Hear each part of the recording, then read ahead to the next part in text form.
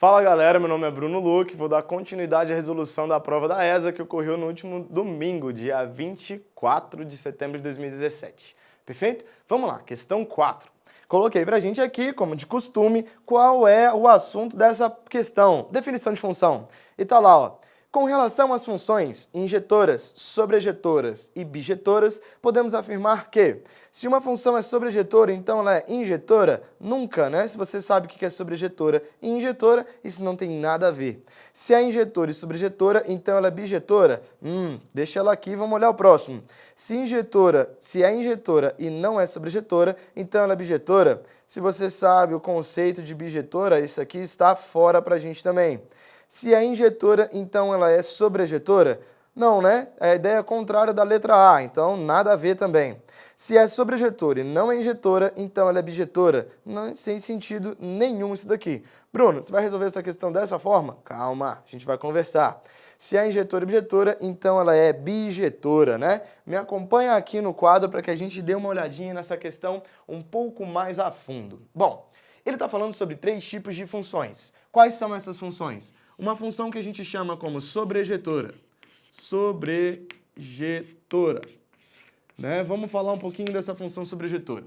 A sobrejetora é o seguinte, quando o seu domínio é igual ao seu contradomínio, perfeito? E olha lá, domínio igual a contradomínio. Quando você tiver essa ideia, a sua função é uma função sobrejetora. Massa! Quando vocês tiverem assim, ó, uma injetora, vocês vão ter que o domínio, ele é diferente do contradomínio, mas o domínio pode ser também igual ao contradomínio. Uai, Bruno, se o domínio é igual ao contradomínio, não vai ser uma sobrejetora? Calma, a gente já vai falar sobre isso daí. E no final nós temos a ideia de bijetora. Bijetora. Para uma função ser bijetora, seu domínio deve ser igual ao seu contradomínio. Tudo bem? Temos isso aí. Bijetora, domínio igual a contradomínio. Percebe o seguinte, para uma função ser sobrejetora, domínio igual a contradomínio. Para uma função ser injetora, domínio igual a contradomínio. Para ser uma bijetora, domínio igual a contradomínio. Mas e quais as diferenças disso? Na nossa letra B ele fala, se é injetora e sobrejetora, então ela é bijetora? Vamos ver o que é isso.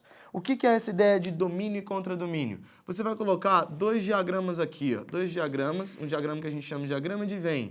Aqui vai ser o domínio e aqui vai ser o contradomínio, são conjuntos que nós temos.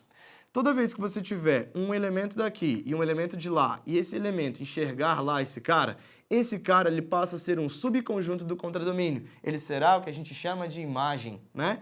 Por exemplo, numa função, quando a gente joga um valor de domínio na função, ela dá uma resposta, dá um valor. Esse valor é a nossa imagem e ele se localiza onde? No contradomínio. Sempre quando vocês veem isso daqui nas questões, R em R, ele fala uma função definida num domínio real, enxergada num contradomínio também real. Então, todos os valores que vocês encontrarem após jogar um valor no domínio, você está encontrando a imagem dessa função. Tudo bem? Imaginando uma equação do 2º grau, todos esses caras daqui para cima seriam imagem e todo o teu elemento, todo o teu eixo, o eixo da ordenada, vai ser aqui o que a gente chama de contradomínio. Bom, visto isso, o que é essa ideia de então sobrejetor igual ao contradomínio? Que todo elemento do domínio vai ter uma imagem representada lá, ó, no nosso contradomínio.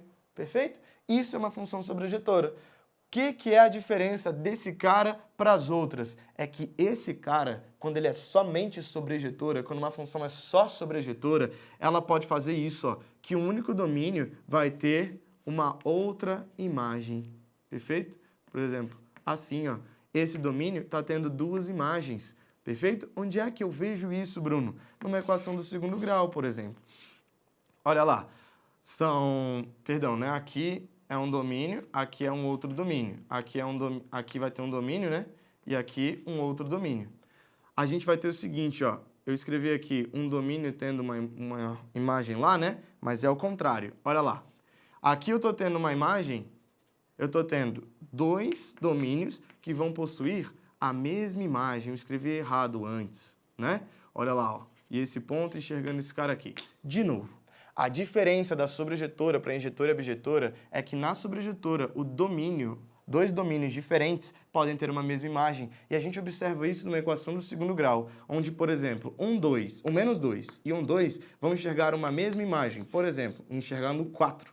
Né? Então seria menos 2, 2, enxergando a mesma imagem. Então a única função que pode fazer isso é uma função sobrejetora. De boa? Bom, vamos ver a ideia da injetora.